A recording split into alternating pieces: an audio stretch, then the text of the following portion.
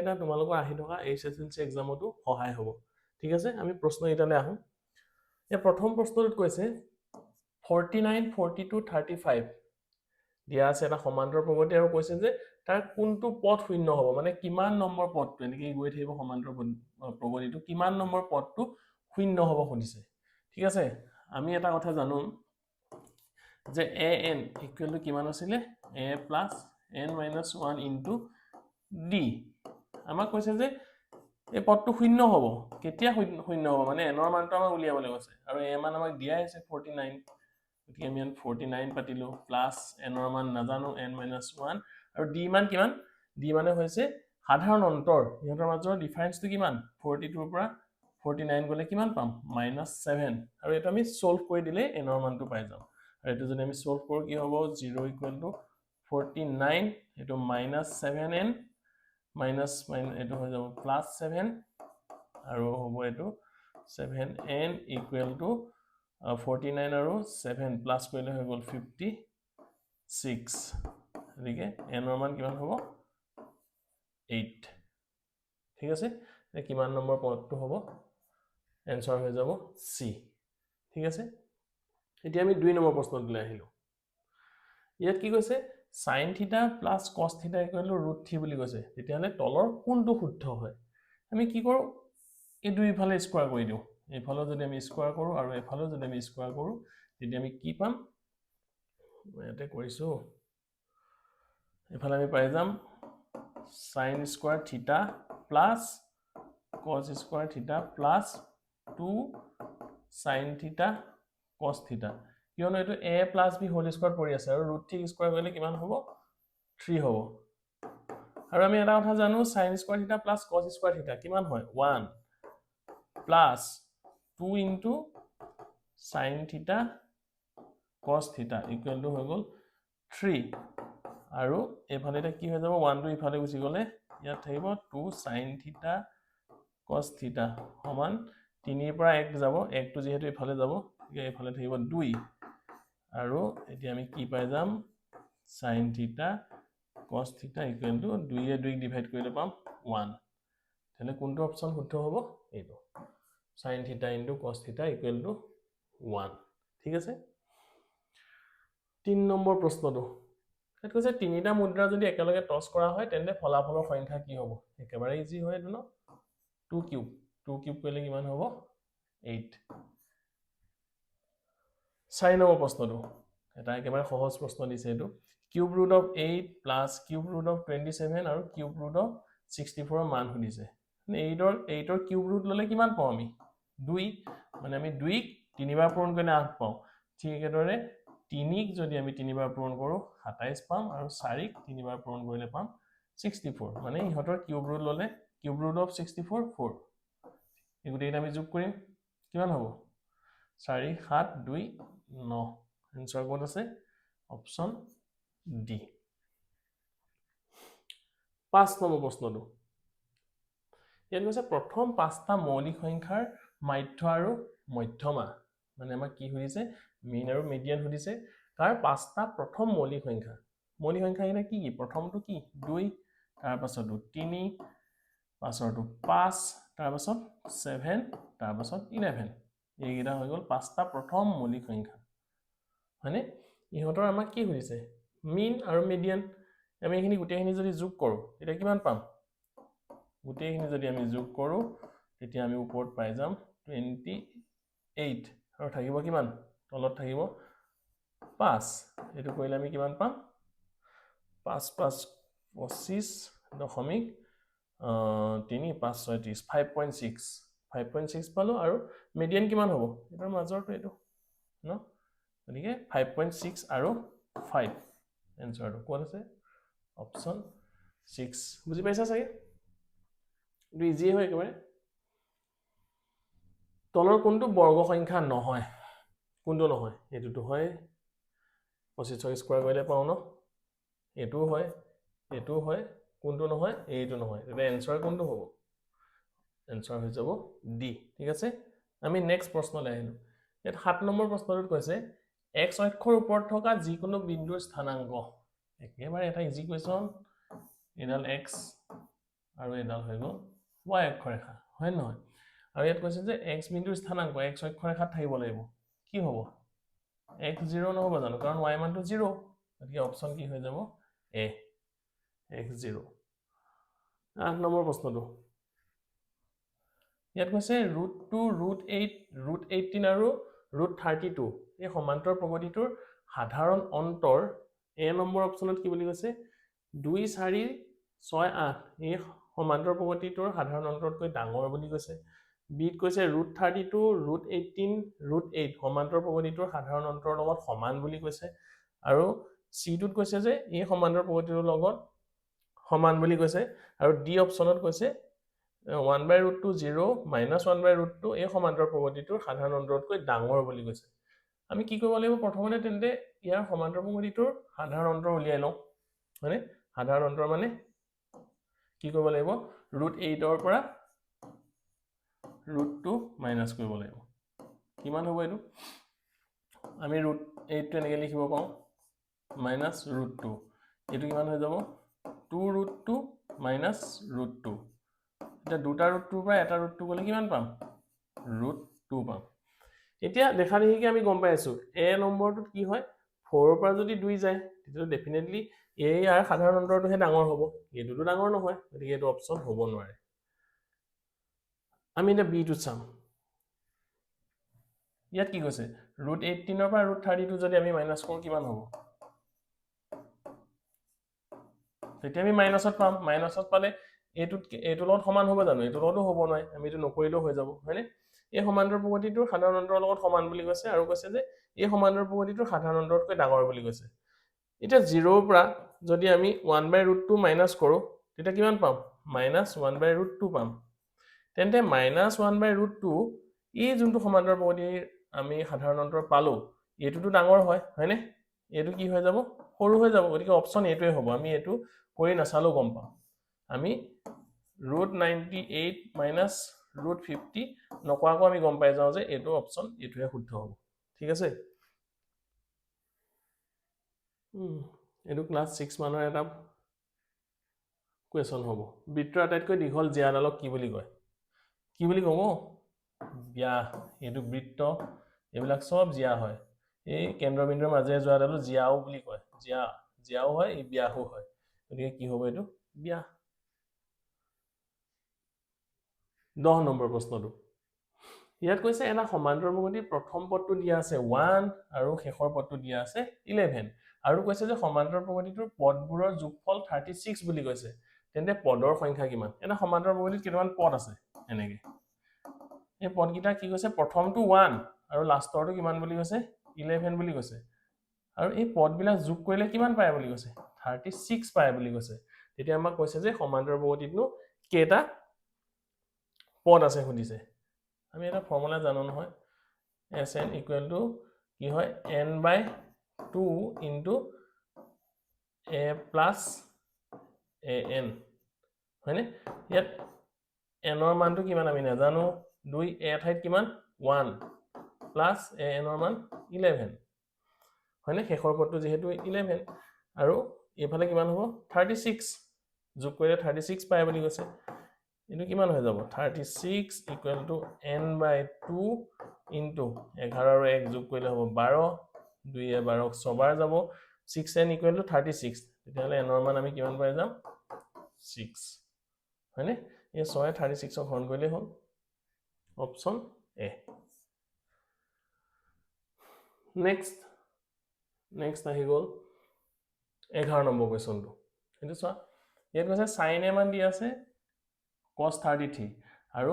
a মানটো 90 ডিগ্ৰীতকৈ সৰু হয় বুলি কৈছে তেতিয়াহলে a মান উলিয়াবলৈ কৈছে আমাক কি দিছে sin a = cos 33 ডিগ্ৰী আমি cos 33 টো এনেকৈ লিখিব পাৰো নহয় sin 90 ডিগ্ৰী minus 33 ডিগ্ৰী হয়নে নহয় তেতিয়া sin 90 ডিগ্ৰী minus থিটা = cos থিটা নহয় জানো সেইটো ফৰ্মুলা তেন্তে কিমান হৈ যাব sin 90 পৰা 33 গলে থাকিব 57 হয়নে আৰু এফালে আছে sin a sin কেনসেল হলে a মান কিমান হ'ব 57 আনসার ডি 12 নম্বৰ প্ৰশ্নটো ইয়াত কৈছে বৃত্তৰ ভিতৰত থকা বিন্দু এটাৰ মাজেদি টানিব পৰা স্পৰ্শকৰ সংখ্যা এটো বৃত্ত তাৰ ভিতৰত থকা বিন্দুৰ মাজেদি আমি স্পৰ্শক আঁকিব পাৰিম জানো স্পৰ্শক মানে কি আছিল যে তাৰ এটা বিন্দুত চুই যোৱা এইবিলাক আছিল স্পৰ্শক দুটা বিন্দুত চুই গলে এইবিলাকক ছেদক বুলি কয় গতিকে ইয়াৰ ভিতৰত কোনো এনেকুৱা বিন্দু নাই যাৰ মাজেদি আমি স্পৰ্শক আঁকিব পাৰিম গতিকে এনসাৰ কি হৈ যাব 0 এ নম্বৰ অপচনটো তো 13 নম্বৰ প্ৰশ্নটো চাবা এতিয়া ইয়াত কৈছে মধ্যমা আৰু বহুলকৰ পাৰ্থক্য দিছে 24 তেন্তে মাধ্য আৰু মধ্যমাৰ পাৰ্থক্য সুধিছে আমি এটা ফৰ্মুলা গম পাইছিলো এইটো 3 মধ্যমা ইকুৱেল টু বহুলক প্লাস মাধ্য এইটো মনত ৰাখিবা ইয়াৰ পৰা কিন্তু কোৱেশ্চন অহাৰ চান্স আছে তাকে আমি এনেকৈ লিখিব পাৰো median minus mode equal to 2 into mein minus median হয়নে ইয়াত আমাক দিয়া আছে ইয়াৰ মান কিমান দিয়া আছে 24 equal to 2 into mein minus median আমাক উলিয়াবলৈ কৈছে মিন মাইনাস মিডিয়ান তেতিয়া কি হৈ যাব 2 এ 24ক 12 বাৰ যাব মিন মাইনাস মিডিয়ান আমি কিমান পাম মানে মাধ্য আৰু মধ্যমাৰ পাৰ্থক্য আমি কিমান পাম 12 অপচন বি 14 নম্বৰ কোৱেশ্চনটো ইয়াত কৈছে -2/3 টু দি পাৱাৰ 4 মান তেনে এটা সৰু কোৱেশ্চন হয় আমি -2 ক 4 বাৰ পূৰণ কৰিলে প্লাছত পাম গতিকে ইয়াত থকা যিকেইটা অপচন মাইনাছত আছে এইকেইটাটো হ'ব নোৱাৰি আৰু 3 ক 4 বাৰ পূৰণ কৰিলে কিমান হ'ব 81 আৰু ওপৰত হৈ যাব 2 ক 4 বাৰ পূৰণ কৰিলে 16 এইটো এনসাৰ 15 নম্বৰ প্ৰশ্নটো তলত দিয়া পৰিমেয় সংখ্যাবোৰৰ কোনটোৰ দশমিক বিস্তৃতি পৰিসমাপ্ত আমি কি জানো পৰিসমাপ্ত হ'ব হলে কি আছে 2 to the power n into 5 to the power m হ'ব লাগিব হৰৰ মানটো এতিয়া আমি তলত চাম এইটোটো 2 এ হৰণ নাযায় আমি 2 ফেক্টৰ নাপাওঁই এটো বাছেও নাযায় এটো হ'বই নোৱাৰে এটো পাছেৰে গলে কি হ'ব 2 এটো ইয়াক নাযায় এটো হ'বই নোৱাৰে এইটোটা হোৱাৰ চান্স আছে হয় না আমি তেনেকৈ আমি এনসাৰ এলিমিনেট কৰিব পাৰিম আমি 210 টো যদি চাওঁ প্ৰাইম ফেক্টৰাইজেশ্যন যদি কৰো 2 এ কি হ'ব তাৰ পাছত ইয়াক যদি আমি পাছেৰে যায় এতিয়া আমি কি পাই গলো 3 পাই গলো ন 3 আৰু 7 এইকেইটাটো থাকিব নোৱাৰিবই হয়নে এটোটো হ'বই নোৱাৰে এটো অপচন হ'ব 17/8 তলৰ কোনটো বহুপদ ৰাশি পলিনমিয়াল কোনটো হয় এইবোৰ হ'ব নোৱাৰে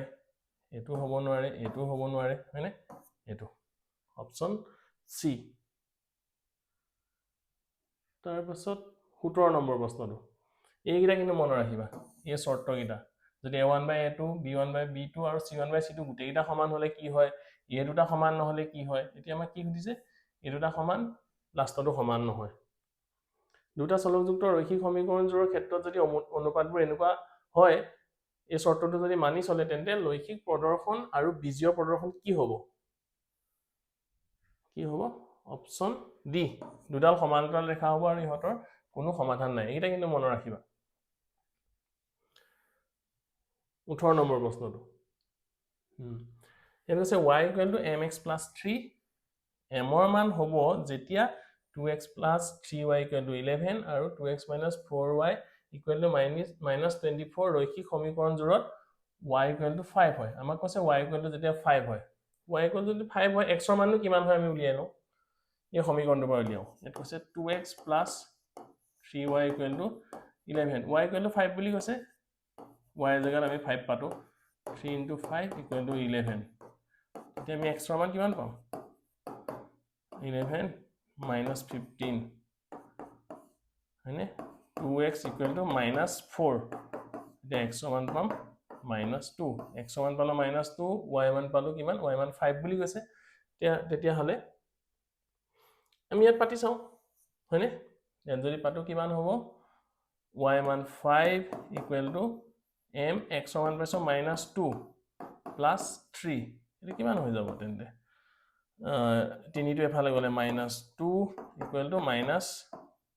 -2m -2 নহয় এটো +2 হ'ব 3 টো এফালে গলে 5 ৰ পৰা 3 গলে +2 2 এ 2 এবাৰ যাব m = হৈ যাব -1 আছে নে আনসাৰ সি অপচন সি ঠিক আছে এটো কেলে -1 হল গম পাইছে -m = যদি 1 হয় m ৰ মান -1 হ'ব এইকেইটা ইম্পৰ্টেণ্ট দ্বিঘাত সমীকৰণৰ মূলবিলাক কেতিয়া সমান হ'ব এইখিনি যে আছিলে তিনিটামান কণ্ডিশ্যন এই চাৰিটা কণ্ডিশ্যন মনত ৰাখিবা এইটো হ'লে কি হয় এইটো হ'লে কি হয় এইটো হ'লে কি হয় আৰু এইটো হ'লে কি হয় ইয়াত কোনটো শুদ্ধ হ'ব সমীকৰণৰ মূল দুটা সমান হ'ব সমান কেতিয়া হয় b² - 4ac = 0 হ'লে এতিয়া 20 নম্বৰ প্ৰশ্নটো ইয়াত কৈছে √2x² + 7x + 5 √2 = 0 দ্বিঘাত সমীকৰণৰ মূল দুটা কি সুধিছে আমি দ্বিঘাত সমীকৰণৰ ফৰ্মুলাটো ব্যৱহাৰ কৰিব পাৰো কি আছিলে -b ± b² - 4ac / twice a সেইটো কৰিলে কিমান হ'ব 2 * a মান কিমান √2 b মান 7 গতিকে এটো -7 হ'ব প্লাস মাইনাস b মান 7 যেহেতু স্কয়ার কৰিলে হ'ব 49 - 4 * a মান √2 c মান হৈ গ'ল 5 √2 এটো যদি আমি সলভ কৰো তলত কিমান পাম 2 √2 ওপৰত হ'ব -7 প্লাস মাইনাস 49 মাইনাস এগিলা কিমান হ'ব 5 4 20 আৰু 2 40 এটো হৈ যাব -7 প্লাস মাইনাস 49 বা 40 গলে 9 9 ৰ স্কয়াৰ ৰুট ললে হ'ব 3 তলত থাকিব 2 √2 তেন্তে কিমান হ'ব -7 এবাৰ যদি আমি প্লাস দিও তেতিয়া ইয়াৰ মানটো কিমান হৈ যাব -4 হ'ব আৰু তলত থাকিব 2 √2 হয়নে 2 এ 4 যাব দুবাৰ আৰু √2 এ 2 √2 বাৰ যাব মানে এটা আমি -√2 পালো আৰু যদি আমি প্লাস এবাৰ আমি কি কোনে পাইছো প্লাস দিওতে এটো হৈছে যদি মাইনাস দিও ওপৰ হৈ যাব -10 আৰু তলত থাকিব 2 √2 2 এ 10 যাব 5 বাৰ মানে -5/√2 এটা হৈ গ'ল -5/√2 আৰু এটা হৈ গ'ল -√2 আছে নে অপচনত এইটো অপচন এ ঠিক আছে এতিয়া আহি গ'ল আমি 21 নম্বৰ প্ৰশ্নটো এনেকুৱা প্ৰশ্ন অহা চান্স আছে ইয়াত কৈছে এটা ত্ৰিভুজৰ ভূমি 10% বঢ়াই দিলে আৰু উন্নতি 10% যদি হ্ৰাস কৰে তেতিয়া ত্ৰিভুজটোৰ নতুন কালি কিমান হ'ব সুধিছে আমি ত্ৰিভুজৰ কালি ফৰ্মুলাটো কি আছিল হাফ ইনটু ভূমি পূৰণ উন্নতি ন b * h আমাক কৈছে যে এবাৰ এই b 10% বঢ়াই দিছে আকৌ h ক 10% কমাই দিছে আমি যদি প্ৰথমতে আমি ধৰি লওঁ b মানটো যেনিবা 100 আছিল ঠিক আছে আৰু h ৰ মানটো আছিল 100 ইয়াক কি কৰিলে b 10% বঢ়াই দিলে মানে কি হ'ল 110 হ'ল h ক 10% কমাই দিলে মানে কিমান হৈ গ'ল 90 হ'ল আৰু ইহতৰ যদি আমি কালি উলিয়াও এফালেওটো হাফ থাকিবই ন আৰু এফালেওটো হাফ থাকিব হাফ ইনটু এগিটা হ'ব হাফ ইনটু ভূমি পূৰণ উন্নতি এফালে হাফ ইনটু ভূমি পূৰণ উন্নতি হাফ হাফটো কেনসেল হয়নে 100 আৰু 100 পূৰণ কৰিলে হৈ গ'ল 4টা শূন্য আৰু এফালে হৈ যাব কিমান এইগিটা পূৰণ কৰিলে কিমান হ'ব 99 দুটা শূন্য ঠিক আছে এটা কিমান এটো কিমান পার্সেন্ট কমিলে এটা আমি চাব লাগিব ন এনেকে কৰিলেও হল আৰু বেলেগো উপায় আছে এনেকে কৰিছো 9900 এটো কৰিলে কিমান হ'ব 0 0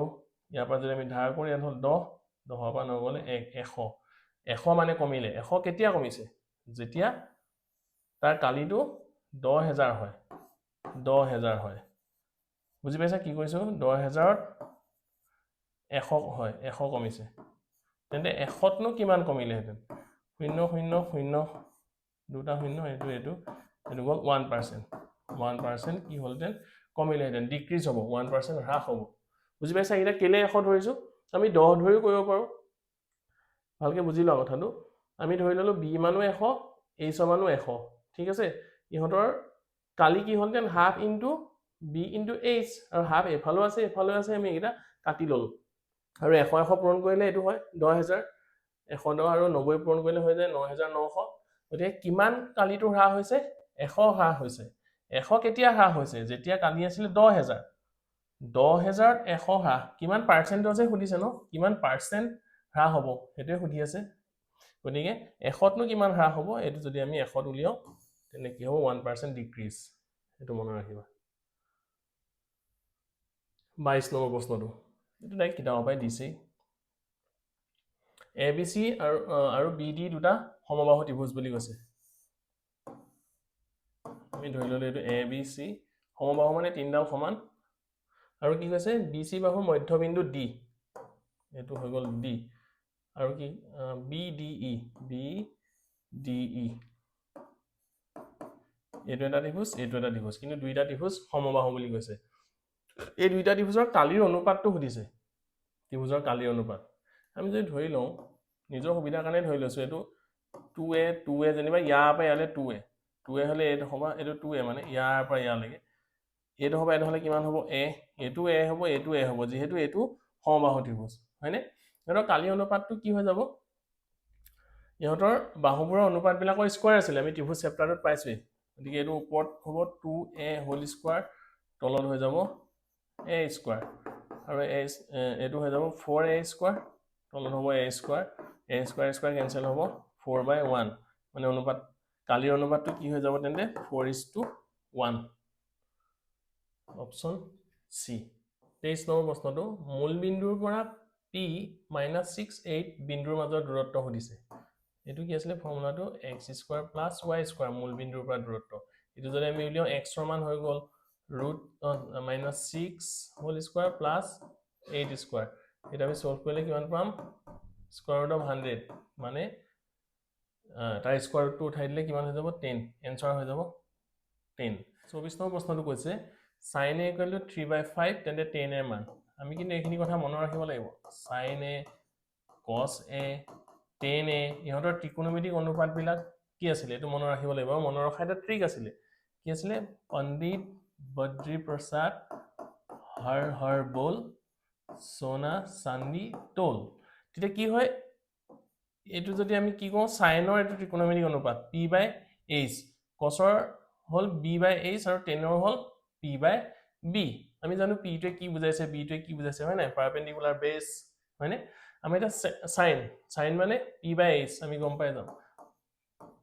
p/h ইয়াতে p মান হৈ গল তেন্তে 3 আৰু h ৰ মান হৈ গল 5 আমি যদি উলিয়াও ইয়াতে p মান কিমান 3 h ৰ মান কিমান 5 গতিকে আমি এই b মানটো আমি উলিয়াব পাৰিম নহয় পাইথাগোৰাছৰ ফৰ্মুলাটো ব্যৱহাৰ কৰি b মানটো আমি কিমান পাই যাম 4 পাই যাম পাইথাগোৰাছৰ যদি সূত্ৰটো আমি ব্যৱহাৰ কৰো মানে কি হৈ যাব 5² = 3² + b² হ'ব এটো কৰিলে b মানটো আমি 4 পাম তেন্তে 10ৰ কি হয় ত্ৰিকোণমিতিক অনুপাত p/b p মানে কিমান 3 b মানে কিমান পালো আমি 4 কিন্তু ইয়াত অপচনত নাই এটো আসলে এটো হ'ব লাগে 3/4 হ'ব লাগে এটো কিন্তু মনত ৰাখিবা 26 নম্বৰ প্ৰশ্নটো কৈছে প্ৰত্যেকৰে 64 সেন্টিমিটাৰ কিউব আয়তন বিশিষ্ট দুটা ঘনক সংযোগ কৰি দিছে বুলি কৈছে তেন্তে আয়তীয় ঘনকটোৰ পৃষ্ঠকালি এটো কিতাপৰ পৰা আহিছে প্ৰথম প্ৰশ্নটোৱে ইয়া আমি প্ৰথমতে কি উলিয়াব লাগিব এই ঘনকটোৰ আয়তন দি আছে মানে বাহুৰ মান যদি a বুলি ধৰো a কিউব ইকুৱেল টু কিমান হয় দিছে 64 ইয়াৰ পৰা a মান আমি কিমান পাই যাম কিউব ৰুট ললে 4 পাই যাম যেটো দুটা এনেকুৱা আয়তীয় ঘনক লগ লগাইছে ন আয়তীয় ঘনক যদি লগ লগাই দিয়ে তেতিয়া হলে ইয়াটো লেংথটো কিমান হৈ যাব যেহেতু ইয়াৰ এটা যদি 4 হয় এই গোটেই লেংথটো কিমান হৈ যাব 4 + 4 8 হৈ যাব হয় না আৰু উচ্চতাটো হাইটটো কিমান থাকিব 4 হ'ব হয় না ইয়াৰ ফৰ্মুলা কি আছিল পৃষ্ঠকালি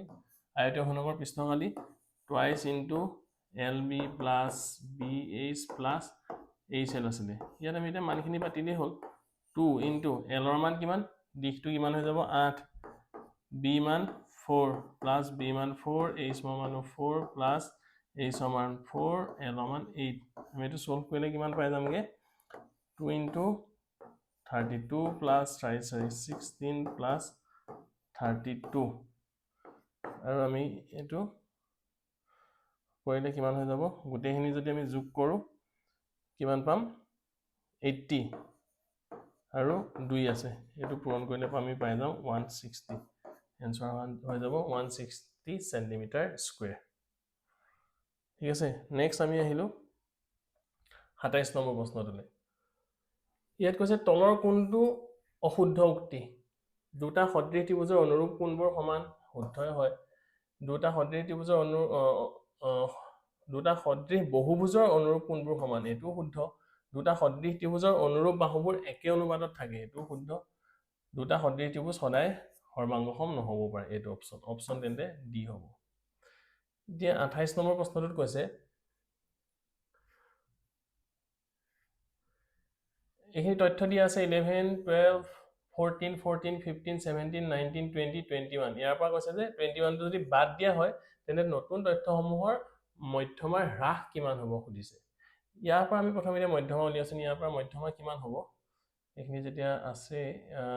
15 হয়নে তাৰ পৰা আমি 21 টো বাদ দিম এতিয়া হৈ আছে আমাক পাই আছো 15 তাৰ পৰা 21 টো যদি বাদ দি দিও তেন্তে তাৰ মধ্যমা কি হৈ যাব এইটোটা যোগ কৰি ডিভাইডেড বাই 2 কৰিব লাগিব 14 plus 15 divided by 2 কৰিলে কিমান হৈ যাব 29 ক 2 এ ডিভাইড কৰিব লাগিব কিমান হ'ব তেন্তে 14.5 আগতে আছিল 15 এতিয়া আমি পাইছো 14.5 মানে কিমান হ্ৰাস হ'ল 0.5 হ্ৰাস হ'ল হয়নে 29 নম্বৰ প্ৰশ্নটো কৈছে দুটা সমান ব্যাসাৰ্ধৰ এটা বেলন আৰু এটা শংকুৰ বক্ৰপৃষ্ঠৰ কালি সাংখ্যিকভাৱে সমান যদি বেলনটোৰ উচ্চতা 2 সেন্টিমিটাৰ হয় তেন্তে শংকুটোৰ হেলনীয়া উচ্চতা কিমান হ'ব খুদিছে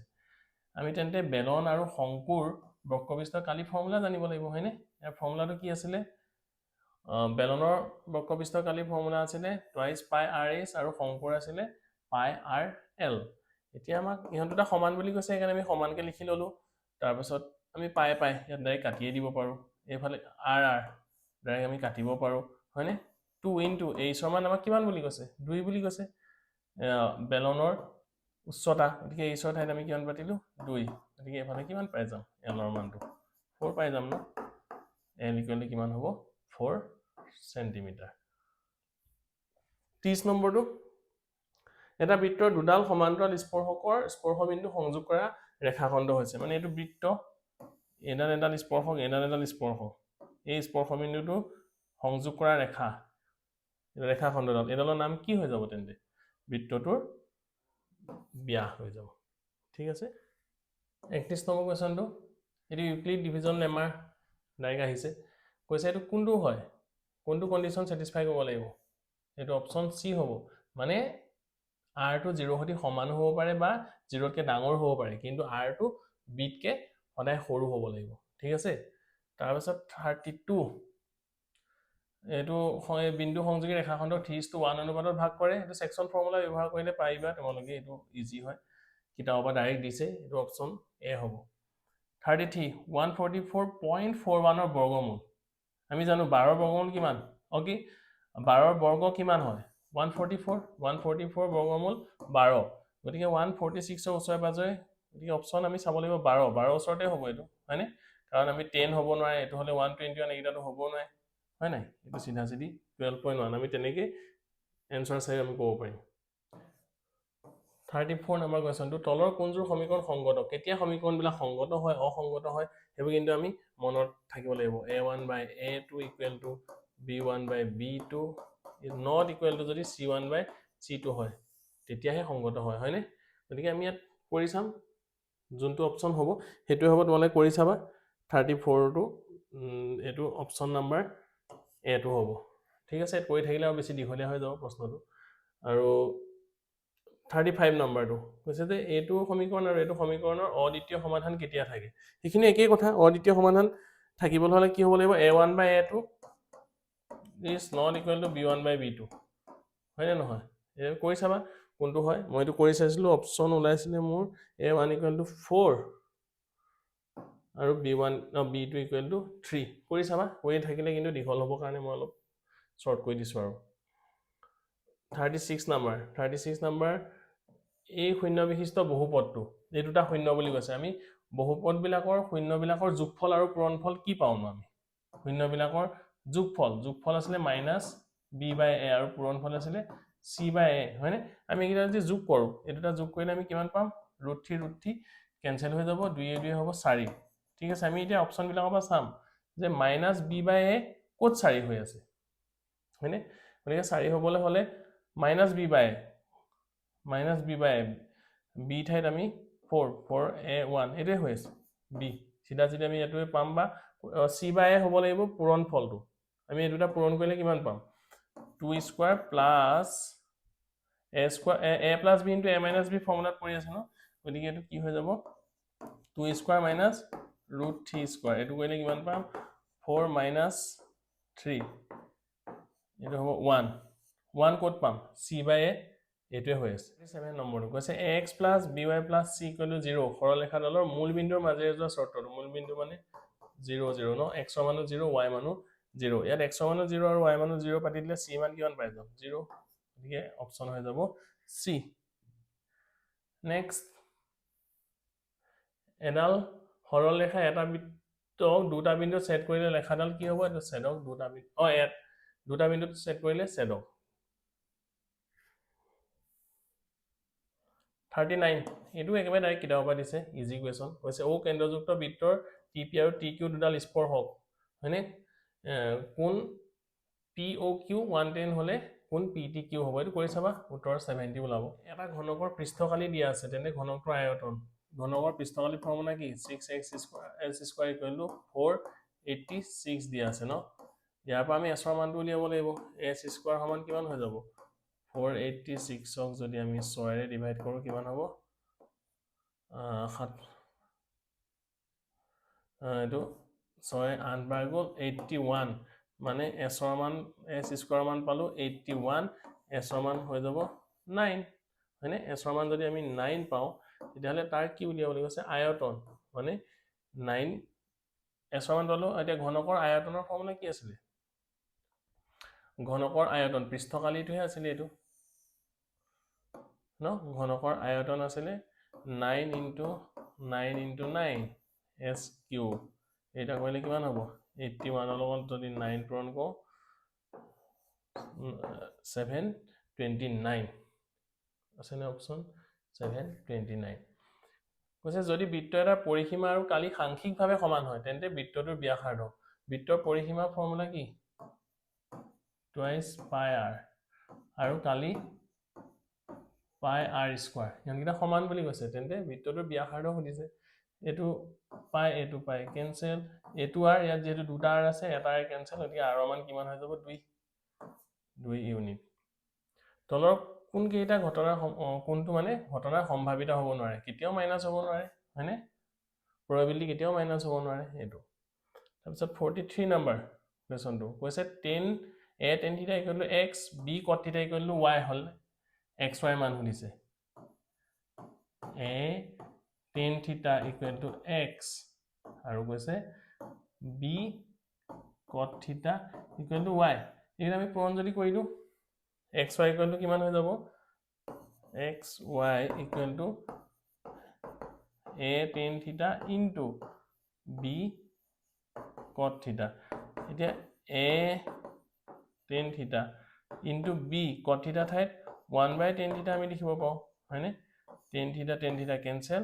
গতিকে এফালে কি থাকিব ab থাকিব মানে x y মান কিমান হৈ যাব ab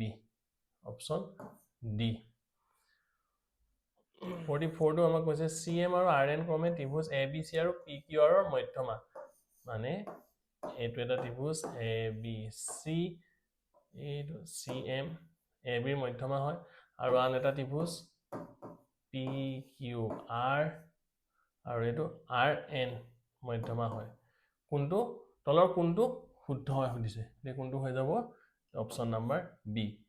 45 নম্বৰ কোৱেশ্চনটো ইয়াত কৈছে 4 9 আৰু 10 ৰে হৰণ কৰিব পৰা আটাইতকৈ সৰু পূৰ্ণবৰ্গ সংখ্যাটো তে 4 হৰণ যাব লাগিব 9 যাব লাগিব আৰু 10 যাব লাগিব দেখা দেখি এটো 10 না যায় লাষ্টত 0 নাই হয়নে এটো পূৰ্ণবৰ্গ সংখ্যা হয় জানো এটো নহয় এটো হ'বই নহয় তেন্তে কি হ'ব পাৰে 900 আৰু 3600 আমি নকৱাকে অপচন চাই আমি ক'ব পাৰো গতিকে এটো অপচন হৈ যাব বি কাৰণ ইয়াক 4 হৰণ যাব যেহেতু লাষ্টত 0 দুটা আছে 9 এটো যাবই আৰু 10 এটো যাবই হয়নে গতিকে অপচন কি হৈ যাব বি মানে 45টা কোৱেশ্চন কৰিলো আৰু নতুন প্ৰশ্ন লৈ আহিম তোমালোকে ইম্পৰ্টেন্ট গুটেখিনি ডিস্ট্ৰিক্টৰ হৈ যোৱাৰ পিছত ঠিক আছে গতিকে আমাৰ চেনেলটো তোমালোকে চাই থাকিবা থ্যাংক ইউ